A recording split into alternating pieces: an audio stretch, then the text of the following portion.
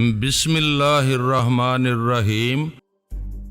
آپ کو معلوم ہی ہے کہ اسلحے کی تجارت اس وقت دنیا کی سب سے بڑی اور سب سے زیادہ منافع بخش صنعت ہے۔ ہو سکتا ہے آپ کا یہ مشن کسی طاقت کو اور اس کی وجہ سے کوآرڈینیٹر انٹرنیشنل کو بالکل پسند نہ ہو۔ یہ بات میں انہیں شروع میں ہی بتا چکا تھا، لیکن اس وقت وہ اکھڑے سے تھے اور اب بات ذرا تفصیل سے ہو رہی تھی۔ اب وہ ذرا پرخیال نظروں سے میری طرف دیکھ رہے تھے۔ میں نے بات جاری رکھتے ہوئے کہا، سر یہ درست ہے کہ ایک وزیر خارجہ راہ سے ہٹ جائے تو ملک کی پالیسیاں تبدیل نہیں ہو جاتی۔ پالیسیاں حکومتوں کے ساتھ تبدیل ہوتی ہیں، بلکہ بعض اوقات تو حکومتوں کے ساتھ بھی تبدیل نہیں ہوتی، لیکن پھر بھی آپ جیسی شخصیت کے منظر عام سے ہٹنے سے ایک خلا تو پیدا ہو جائے گا جو فوری طور پر پر نہیں کیا جا سکے گا۔ ممکن ہے یہ منصوبہ جو آپ لے کر جا رہے ہیں صرف آپ کے اپنے ہی ذہن کی تخلیق ہو، اسے زیادہ تر آپ نے صرف اپنی ہی کاوشوں سے مکمل کیا ہو، اس لیے اس کی باریکیوں کو بھی صرف آپ ہی سمجھ سکتے ہیں۔ خدا نخواستہ اگر آپ کسی سازش کا نشانہ بن جاتے ہیں تو کم از کم وقتی طور پر تو منصوبہ ملتوی ہو جائے گا، بلکہ شاید پھر کبھی اس پر عمل درآمد ہی نہ ہو سکے۔ دونوں صورتوں میں ان نامعلوم طاقتوں کو مشرق وسطیٰ میں اپنا کھیل شروع کرنے کا موقع مل جائے گا۔ جنگ کا عفریت ایک بار بوتل سے باہر آ جائے تو پھر اسے قابو میں کرنا کسی کے بس کی بات نہیں رہتی۔ وہ بدستور خاموش تھے، بس سگار کے ہلکے کش لیے جا رہے تھے۔ میں نے بات جاری رکھتے ہوئے کہا، سب کو معلوم ہے کہ بڑی طاقتوں نے تمام چھوٹے اور ترقی پذیر ملکوں کو جاگیر کی طرح آپس میں تقسیم کر رکھا ہے۔ یہ اب کوئی ڈکی چھپی بات نہیں کہ بعض ملک تو اعلان ان کی کالونیاں بنے ہوئے ہیں اور بعض بظاہر بڑے شیر بنے رہتے ہیں، لیکن در پردہ وہ بھی ان کے سامنے گھگیاتے رہتے ہیں۔ انہوں نے واضح طور پر ہر خطے، ہر قوم کو دو بلاکوں میں بانٹ لیا ہے تاکہ دنیا ہمیشہ آپس میں دستوں گریباں رہے۔ صرف وہ چند ممالک آپس میں کبھی نہ الجھیں، ایک دوسرے کو کچھ نہ کہیں، صرف دنیا کو دکھانے کے لیے ذرا ایک دوسرے پر آنکھیں نکالتے رہیں، ایک دوسرے کو گیدڑ ببکیاں دیتے رہیں، لیکن در حقیقت یہ صرف دوسروں کی سرزمین کو میدان کارزار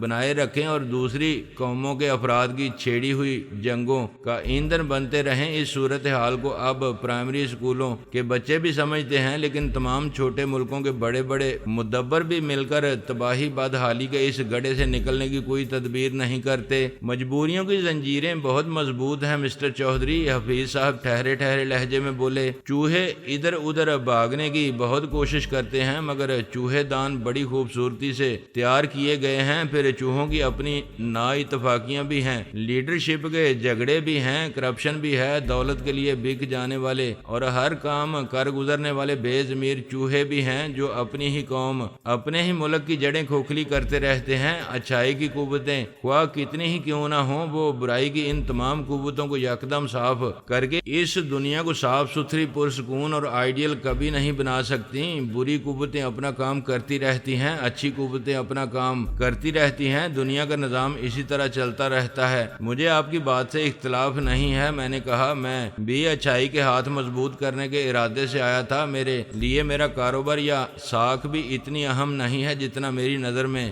آپ کا مشن اہم ہے۔ میں اس مشن کی جزیات اور تفصیلات سے واقف نہیں، مگر مجھے یقین ہے کہ وہ ہمارے اور ہمارے برادر ملکوں کے مفاد میں ہے، لیکن عین ممکن ہے کہ بظاہر ہمارے ہمدرد نظر آنے والے کسی ملک نے ہی کوآرڈینیٹر انٹرنیشنل کو تھپکی دی ہو، گرین سگنل دیا ہو کہ حفیظ صاحب کو اس مشن سے روک دیا جائے، کیونکہ آپ کا مشن کامیاب ہونے کی صورت میں اسلحے کی تجارت کے بہت سے پول کھلنے کا بھی اندیشہ ہے۔ ایک ہی ملک بعض اوقات دو مختلف متحارب گروپوں کو اسلحہ سپلائی کر رہا ہوتا ہے، لیکن دونوں جگہ اس نے مختلف نقابیں پہن رکھی ہوتی ہیں۔ یہ ملٹی نیشنل کمپنیاں ہی ان کی نقابیں ہیں۔ کسی حد تک آپ کے تجزیے درست ہیں مسٹر چودھری، منسٹر صاحب پہلو بدل کر بولے۔ اس میں شک نہیں کہ ملٹی نیشنل کمپنیوں کی خوفناک سرگرمیاں اپنے اصل کاروباروں سے کہیں زیادہ بڑھ گئی ہیں۔ اسلحے کی تجارت میں بعض کمپنیوں کے کردار بھی مجھے علم ہے۔ مجھے یہ بھی معلوم ہے کہ یہ کمپنیاں بہت سے ملکوں میں کرپٹ اور ضمیر فروش سیاستداں تیار کرتی ہیں، انہیں پالتی ہیں، مقبول ہونے کے لیے انہیں حکمت عملیاں تیار کر کے دیتی ہیں، انہیں الیکشن لڑواتی ہیں، ان کے لیے ہر طرح کی سرمایہ کاری کرتی ہیں اور بعد میں یہ سب کچھ ان کی قوموں اور ان ملکوں سے محض سود وصول کرتی ہیں۔ منسٹر صاحب اب کچھ کھلنے پر آمادہ نظر آ رہے تھے، تاہم اب بھی وہ بہت ٹھہر کر ایک ایک لفظ کو تولتے ہوئے بڑے محتاط اور مخصوص ڈپلومیٹک انداز میں بول رہے تھے۔ ایک لمحے کی خاموشی کے بعد انہوں نے سلسلہ کلام جوڑا، جس قسم کے مشن پر میں جا رہا ہوں مجھے اس سے روکنے کے لیے کوآرڈینیٹر انٹرنیشنل یا اس کی پشت پناہی کرنے والے ملکوں کے سامنے بہت سے طریقے ہو سکتے تھے۔ ہم پر سیاسی دباؤ ڈالا جا سکتا تھا، کسی بھی طریقے سے ہمارے اور ہمارے برادر ملکوں کے درمیان غلط فہمیاں پیدا کی جا سکتی تھیں، مجھے بہت بھاری رشوت کی پیشکش کی جا سکتی تھی جس کا حساب سن کر میری عمر بھر کی اصول پسندی اور دیانتداری ڈگمگا جاتی، اور کئی طریقے ہو سکتے تھے، لیکن مجھے قتل کرانا ان کے لیے محض درد سر ہوگا۔ وہ کیوں سر؟ میرے خیال میں تو یہ شارٹ کٹ ہے، کیونکہ ان کے پاس وقت کم ہے۔ پرسوں تو آپ روانہ ہو رہے ہیں، میں نے کہا۔ ان کے ہونٹوں پر مربیانہ سی مسکراہٹ کی رمق نمودار ہوئی۔ مسٹر چودھری، مجھے اور آپ کو اس خوش فہمی میں نہیں رہنا چاہیے کہ اس قسم کی طاقتوں کو ہمارے مشن کا عین وقت پر پتہ چلا ہوگا۔ ایسی کوئی بات نہیں ہے، دنیا کے جاسوسی کے سب سے بڑے اور بہترین ادارے ان کے لیے خدمات انجام دیتے ہیں۔ ہم جیسے ملکوں میں تو کسی منصوبے پر ابھی کاغذی کام شروع ہوتا ہے تو انہیں پتہ چل جاتا ہے، خواہ ہم کتنی ہی رازداری برت لیں، انہیں جو کچھ کرنا ہوتا ہے اس کے لیے وہ بہت پہلے سے کام شروع کرتے ہیں۔ بہت لمبی منصوبہ بندی ہوتی ہے اور وہ بڑے صبر سے نتائج کا انتظار کرتے ہیں۔ اب جیسے یہ مشرق وسطیٰ میں نت نئے ناسور پیدا کرنے یا یہاں ایک نیا ویتنام بنانے کا مسئلہ ہے، اس پر بھی بہت پہلے سے کام ہو رہا ہے۔ اگر فی الحال مجھ جیسے کچھ لوگوں کی کوششوں سے یا کچھ سربراہان مملکت کی سمجھداری سے یہ مسئلہ ٹل بھی گیا، تب بھی وہ اس منصوبے کو منسوخ نہیں کریں گے، خواہ کتنی ہی سست رفتاری صحیح، لیکن اس پر کام جاری رہے گا، خواہ اس دوران حالات کے مطابق اس کی شکل بدل جائے، اس میں بہت سی تبدیلیاں آ جائیں، لیکن 5 سال 10 سال حتیٰ کہ 15 یا 20 سال بعد بھی کسی نہ کسی طرح اس پر عمل ضرور ہوگا۔ لیکن وہ بات پھر بھی رہ گئی، آپ کا قتل بھلا ان کے لیے درد سر کیوں ہوگا؟ میں نے دریافت کیا۔ میں نے کہا نا کہ وزیر خارجہ ہر ملک کی ناک ہوتا ہے۔ وہ بولے، اگر مجھے قتل کیا گیا تو اس کی بڑے پیمانے پر نہایت ٹھوس قسم کی تفتیش ضرور ہوگی، خواہ اس کی تفصیلات اخبارات میں آئیں۔ ہماری ایجنسیاں خواہ کتنی ہی سست، نااہل اور کرپٹ ہو جاتی ہوں، لیکن وہ اتنی گئی گزری بھی نہیں ہیں کہ وہ کچھ کرتی نہ ہوں۔ تفتیش کا کوئی نہ کوئی سرا اس ملٹی نیشنل کمپنی تک ضرور پہنچے گا اور کسی نہ کسی ایجنسی کی رپورٹ میں اس کا نام ضرور آئے گا۔ اس بات کو نہ تو کمپنیاں پسند کرتی ہیں اور نہ ہی اس کی پشت پناہی کرنے والے ممالک، ان کے دندے خواہ کچھ بھی ہوں۔ رہتے وہ بہت نیک نام، اپنی نیک نامی پر وہ کروڑوں ڈالر کا خرچ کرتی ہیں، پریس کو خوش رکھنے کے لیے کروڑوں ڈالر کے اشتہارات دیتی ہیں، خود اپنے انہوں نے سینکڑوں اخبارات اور رسائل نکالے ہوئے ہوتے ہیں، ٹی وی چینل خریدے ہوئے ہوتے ہیں، سینکڑوں رفاہی ٹرسٹ اور ادارے ان کے زیر انتظام کام کرتے ہیں۔ وہ کبھی برداشت نہیں کر سکتی کہ کسی ملک کے وزیر خارجہ کے قتل کی تفتیشی رپورٹ میں ان کا نام آئے، اور ایک ایسا وزیر خارجہ جو بہت اہم مشن پر جا رہا تھا۔ سر، میں نے عرض کیا تھا کہ ضروری نہیں آپ کا قتل واقعی قتل نظر آئے۔ آپ کا نظریہ ہے کہ کسی کو قتل کرانے کے لیے صرف ڈائریکٹ ایکشن ہوتا ہے، یعنی بس ٹھا کر کے گولی مار دی جاتی ہے۔ میں نے کہا، لیکن میں سمجھتا ہوں کہ ہر موقع پر ایسا ضروری نہیں ہوتا، خدا نخواستہ آپ کو ہارٹ اٹیک بھی ہو سکتا ہے۔ میں ہر ماہ باقاعدگی سے اپنا میڈیکل چیک اپ کراتا ہوں۔ میرا تازہ ترین میڈیکل چیک اپ پچھلے ہفتے ہی ہوا ہے۔ ڈاکٹروں نے بتایا ہے کہ میرا دل اتنا ہی صحت مند ہے جتنا کسی 20 سالہ نوجوان کا ہو سکتا ہے۔ حفیظ صاحب نپی تلی مسکراہٹ کے ساتھ بولے، ڈاکٹروں نے آپ کو یہ تو نہیں بتایا ہوگا کہ آپ پر زہر کا اثر نہیں ہو سکتا؟ میں نے سادگی سے کہا۔ سچی بات یہ تھی کہ حفیظ صاحب کے رد عمل نے مجھے حیران کر دیا تھا۔ میرا خیال تھا کہ انسان جتنے اونچے عہدے پر فائز ہوتا ہے اتنا ہی زیادہ اسے اپنی جان کا دھڑکا لگا رہتا ہے۔ اسے اگر کوئی جھوٹے سے بھی جا کر خبر دے کہ اس کے قتل کی سازش ہو رہی ہے تو وہ خوف سے اچھل پڑتا ہے، اس کے پیروں تلے سے زمین نکل جاتی ہے اور وہ اپنی حفاظت کے ذمہ دار افراد میں ایک ہلچل برپا کر دیتا ہے، آسمان سر پر اٹھا لیتا ہے۔ لیکن یہاں تو معاملہ ہی الٹا تھا۔ حفیظ صاحب یقین کرنے کے لیے تیار ہی نہیں تھے کہ کوئی انہیں قتل کرنے کی سازش کر سکتا ہے۔ ان کا سارا زور بیان اور دلیلیں میرے اندیشوں اور میری اطلاعات کو غلط ثابت کرنے میں صرف ہو رہی تھیں، تاہم وہ بات کافی حد تک تحمل اور شفقت سے کر رہے تھے، ورنہ شاید میں انہیں ان کے حال پر چھوڑ کر چلا آتا۔ شاید وہ میرا حوصلہ آزما رہے تھے کہ میں اپنے موقف اور اپنے اندازوں پر قائم رہنے کے سلسلے میں کتنا مستقل مزاج ہوں۔ بعض لوگ اس طرح بھی کسی کی بات کے وزن کا اندازہ کرتے ہیں۔ ایک بار پھر وہ مربیانہ سے انداز میں بولے، مسٹر چودھری، آپ ایک بڑے بزنس مین ہیں، آپ کو فارغ وقت میسر تو نہیں آتا ہوگا، لیکن اگر کبھی تھوڑی بہت فرصت میسر آ جاتی ہے تو اس میں آپ اسپائی ایجنٹوں کی کہانیاں تو نہیں پڑھتے۔ ان میں بڑی دور کی کوڑی لائی جاتی ہے۔ مثلا CIA ایجنٹ نے کسی ڈکٹیٹر کے جوتوں پر زہریلا پاؤڈر چھڑک دیا، جس کے اثر سے اس کی مونچھیں اکھڑ کر گر پڑیں اور اس نے پٹ سے گر کر دم توڑ دیا۔ یا پھر KGB ایجنٹ نے کسی بادشاہ کے پسندیدہ چوئنگم کے ڈبے میں ایک زہریلا چوئنگم شامل کر دیا، جس سے اس کے دانت نکل کر گر پڑے اور آنتیں ایک دوسرے سے گڈ مڈ ہو گئیں۔ یہ سب خیالی پلاؤ ہے مسٹر چودھری، یہ لوگوں کے وقت گزاری اور تفریح مہیا کرنے کے ذرائع ہیں۔ رائٹر بیٹھے اس قسم کی کہانیاں سوچتے رہتے ہیں، انہیں پڑھ کر لوگوں کا وقت کچھ اچھا گزر جاتا ہے، وہ اپنے مسائل سے کچھ دیر کے لیے فرار حاصل کر کے سنسنی خیزی کی ایک انوکھی دنیا میں چلے جاتے ہیں۔ لیکن ہم اور آپ جیسے لوگوں کو حقائق کی دنیا میں رہنا پڑتا ہے،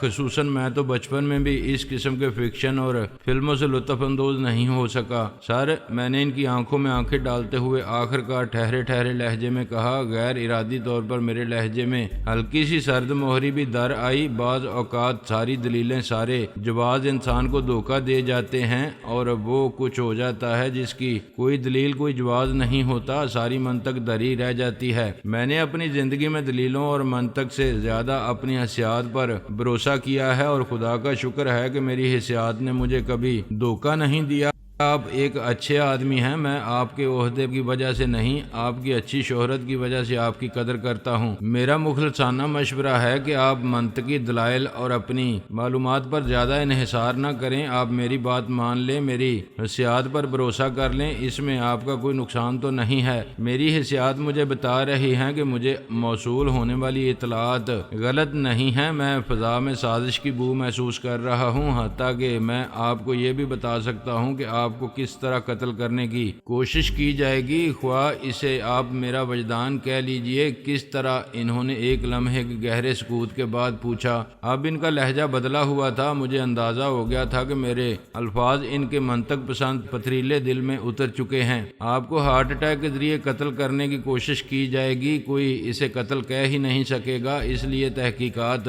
تفتیش اور دوسرے لمبے چکروں کی نوبت ہی نہیں آئے گی، میں نے پر یقین لہجے میں کہا۔ تو پھر مجھے کیا کرنا چاہیے؟ وہ ایک ٹک میری طرف دیکھ رہے تھے، ان کی آواز اب سرگوشی سے زیادہ بلند نہیں تھی۔ عین آخری وقت پر تقریب کی جگہ بدل لیجئے، ڈنر میرے ہوٹل کے بجائے کہیں اور رکھ لیجئے، انتہائی رازداری کے ساتھ۔ کراچی میں یہ انتظامات میں بھی کرا سکتا ہوں، بالکل آخری گھنٹے میں مہمانوں کو اس تبدیلی سے مطلع کیا جائے، میں نے تجویز پیش کی۔ ناممکن، وہ فیصلہ کن لہجے میں بولے، جس سطح کے لوگ اس تقریب میں آ رہے ہیں ان کے ساتھ اس طرح نہیں کیا جاتا، یہ ذاتی طور پر میرے اور میرے ملک کے وقار کے بھی خلاف ہے۔ ڈنر میں بڑے ملکوں کے سفارتکار اور بعض ملکوں کے وزرائے خارجہ بھی موجود ہوں گے، سب کو اندازہ ہو جائے گا کہ سیکیورٹی کے مسئلے کی وجہ سے جگہ تبدیل کی گئی ہے، وہ دل میں ہنسیں گے کہ ہم ایک تقریب کے لیے سیکیورٹی کے مسائل سے نہیں نمٹ سکتے اور ایک امن مشن لے کر دنیا کے ایک اہم خطے میں امن قائم کرانے جا رہے ہیں۔ ہمارے مقام و منزلت کے غبارے سے یہیں ہوا نکل جائے گی، اس معمولی سی بات کے میرے مشن پر بہت برے اثرات مرتب ہوں گے۔ تو پھر میری دوسری تجویز مان لیجئے، وہ یہ کہ کم از کم آپ اس تقریب میں نہ کوئی چیز کھائیں، نہ پئیں، چکھیں تک نہیں، حتیٰ کہ پانی بھی مت پئیں، خرابی صحت کا بہانہ کر لیں، کچھ بھی کر لیں۔ میں نے کہا۔ وہ خاموشی سے میری طرف دیکھ رہے تھے، ان کی انگلیوں میں دبے ہوئے سگار سے دھوئیں کی پتلی سی لکیر ایئر کنڈیشنڈ کمرے کی خون کو فضا میں بلند ہو رہی تھی۔ کئی لمحوں کی خاموشی کے بعد آخرکار منسٹر صاحب گہری سانس لے کر بولے، مسٹر چودھری، تقریب بوفے ڈنر نہیں ہے۔ ایک بڑی سی میز پر میرے ساتھ بہت سے خاص سفارتکار کھانے پینے میں مشغول ہوں گے، باقی آس پاس دوسری میزوں پر ہوں گے۔ اگر میں کھانے پینے سے ایسا زبردست پرہیز کروں گا تو اس بات کو بھی نوٹ کیا جائے گا، غیر ملکی پریس کے نمائندے بھی وہاں موجود ہوں گے۔ ویسے تو شوشے چھوڑنے میں اپنا پریس بھی کچھ کم نہیں، لیکن غیر ملکی پریس تو خصوصاً اس میں تمسخر کا پہلو نکال لے گا۔ وہ لوگ سمجھ جائیں گے کہ مسئلہ سیکیورٹی کا ہے۔ چھوٹے ملکوں کی تو ہر چیز انہیں ویسے ہی مذاق خیز نظر آتی ہے، یہ تو گویا انہیں لطیفہ ہی ہاتھ آ جائے گا۔ وزیر خارجہ صاحب اتنے ڈرے ہوئے تھے کہ کسی چیز کو چھو تک نہیں رہے تھے۔ یہ تدبیر بھی ہمارے لیے اتنے ہی تمسخر کا باعث بنے گی جتنا کہ تقریب کی جگہ بدلنا۔ پھر وہ اپنی نپی تلی نہایت خفیف سی مسکراہٹ کے ساتھ بولے،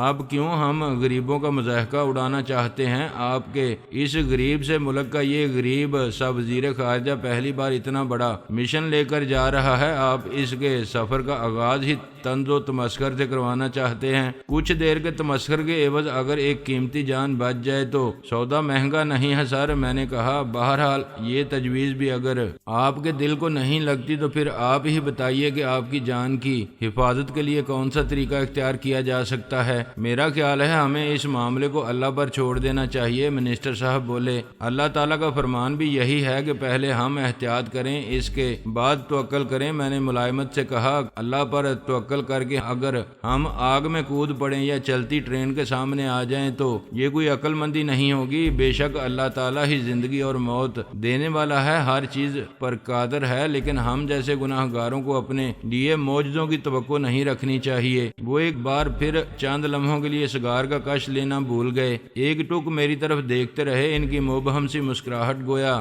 ان کے ہونٹوں پر منجمد ہو کر رہ گئی تھی۔ شاید وہ یکدم میرے لہجے میں صوفیانہ رنگ جھلک آنے پر حیران تھے، لیکن وہ انہی لوگوں میں سے تھے جن کی آنکھوں سے ان کی دلی کیفیات کا اندازہ لگانا بہت مشکل ہوتا ہے۔ آخر کار وہ طویل سانس لے کر بولے، مسٹر چودھری، تجاویز پیش کرنے کے معاملے میں آپ کا ذہن بہت زرخیز ہے۔ آپ کوئی ایسی تجویز پیش کیجئے جس سے ضیافت کے انتظامات میں ذرا برابر بھی تبدیلی نظر نہ آئے اور خطرہ بھی ٹل جائے، اگر واقعی کوئی خطرہ موجود ہے۔ انہوں نے مجھے عجیب الجھن میں ڈال دیا تھا۔ وہ ایسے آدمی بھی نہیں تھے کہ جس پر زور ڈال کر یا سخت رویہ اختیار کر کے میں کوئی بات منوا سکتا، اور اس پوزیشن میں بھی نہیں تھے کہ میں سوچتا میری طرف سے وہ جہنم میں جائیں، زندہ رہیں یا مر جائیں، مجھے اس سے کیا۔ میں فی الحال انہیں اتنا فالتو قرار نہیں دینا چاہتا تھا۔ میں نے ایک لمحے سوچنے کے بعد بظاہر شکست خوردہ سے انداز میں طویل سانس لیتے ہوئے کہا، بہت بہتر حفیظ صاحب، فی الحال تو کوئی تدبیر میرے ذہن میں نہیں آ رہی، لیکن ابھی کچھ وقت باقی ہے، میں اس سلسلے میں غور کروں گا۔ میں کوشش کروں گا کہ کراچی میں تقریب سے کچھ دیر پہلے جب آپ میرے ہوٹل میں مختصر قیام کے لیے تشریف لائیں، اس وقت آپ سے ملاقات کر سکوں۔ اس وقت تک میں فیصلہ کر لوں گا کہ مجھے کیا کرنا ہے۔ آپ سے صرف اتنی درخواست ہے کہ اگر آخری لمحوں میں آپ سے کوئی بات کہوں تو ضرور مان لیجئے گا، کیونکہ اس وقت بحث و تمیز اور دلیل کا وقت نہیں ہوگا۔ ہو سکتا ہے ڈنر یا تقریروں کے دوران ہی مجھے آپ کو کوئی اشارہ دینا پڑے، آپ سے سرگوشی میں کچھ کہنا پڑے۔ براہ کرم میرے اشارہ کو نظر انداز مت کیجیے گا، میری سرگوشی کو سنی انسنی مت کیجیے گا۔ تو کیا آپ تقریب میں موجود ہوں گے؟ منسٹر صاحب نے مصنوعی حیرت سے پوچھا۔ میں نے پہلی بار ان کے لہجے میں ایک خفیف سی شرارت چھپی محسوس کی اور حیرت سے سوچے بغیر نہ رہ سکا کہ کیا واقعی ان میں تھوڑی بہت حصے مزاح باقی تھی۔ جی ہاں، میرا وہاں موجود ہونا بہت ضروری ہے، میں نے جواب دیا۔ پھر میں جتائے بغیر نہ رہ سکا، آپ کی اس تقریب کے لیے مجھے بذات خود آخری لمحے تک سار کھپانا پڑے گا اور اپنا قیمتی وقت صرف کرنا پڑے گا، جبکہ آپ کی نظر میں اس سارے سلسلے کی کوئی اہمیت ہی نہیں۔ آپ نے کیسے محسوس کر لیا کہ میری نظر میں اس سارے سلسلے کی کوئی اہمیت نہیں؟ انہوں نے پوچھا۔ میں نے محسوس کیا کہ ان کے ہونٹوں پر مسکراہٹ ذرا گہری ہو رہی تھی، لیکن میں نے اپنے آپ کو یقین دلانے کی کوشش کی کہ یہ میرا وہم تھا۔ آپ کی باتوں سے تو یہی ظاہر ہو رہا ہے سر، میں نے ملائم اور مؤدبانہ لہجے میں کہا۔ میں تو اس سازش کو خبر پاتے ہی جس طرح بے چین و مضطرب ہوا تھا وہ میں ہی جانتا ہوں۔ آپ سے فوری ملاقات کے لیے بھی میں نے جو جتن کیے وہ مجھے ہی معلوم ہے۔ یہ محض میری خوش قسمتی یا شاید خلوص نیت تھا کہ میں نے نذیر خان صاحب کو ڈھونڈ نکالا، جن سے میرے پہلے شناسائی تک نہیں تھی۔ سر، میری نظر میں آپ کی ذات قوم کا ایک قیمتی اثاثہ ہے اور آپ کا ذہن ملک کی امانت ہے۔ بس یہی جذبات دل میں لیے میں دوڑا چلا آیا تھا، لیکن میری چونکہ کوئی سرکاری یا سیاسی حیثیت نہیں ہے، شاید اس لیے میری باتوں کو آپ کی نظر میں کوئی اہمیت نہیں ہے۔ آپ کی سطح کے لوگ شاید صرف خفیہ ایجنسیوں کی اطلاع پر یقین کرنے کے عادی ہوتے ہیں۔ میرے الفاظ کی نوعیت کچھ جذباتی سی تھی، لیکن میں نے اپنے لہجے میں جذباتیت نہیں آنے دی تھی اور نہ ہی کھردرا پن پیدا ہونے دیا تھا۔ میں چاہتا تھا کہ میرے دل میں جو کچھ ہے وہ بھی کہہ جاؤں اور وہ ذرا برا بھی نہ منائیں۔ میری ان سے یہ پہلی ملاقات تھی، مجھے کچھ زیادہ تجربہ نہیں تھا کہ اس سطح کے لوگوں سے گفت و شنید کے آداب کیا ہوتے ہیں۔ ان کے ذہن عموماً کسی نہج پر سوچتے ہیں۔ میں اس سے پہلی ہی ملاقات میں کوئی کشیدگی یا بدمزگی پیدا کرنا نہیں چاہتا تھا۔ مجھے بیچارے نذیر خان کا بھی خیال تھا، جو تمام تر اجنبیت کے باوجود میری ہمدردی میں میرے ساتھ چلا آیا تھا اور اب بیٹھا بے چینی سے پہلو بدل رہا تھا۔ شاید اسے دھڑکا لگا ہوا تھا کہ میں عزیز صاحب سے اس کے بھی تعلقات کشیدہ نہ کرا دوں۔ میں اسے نیکی کے عوض پچھتانے والے مرحلے میں لانا نہیں چاہتا تھا۔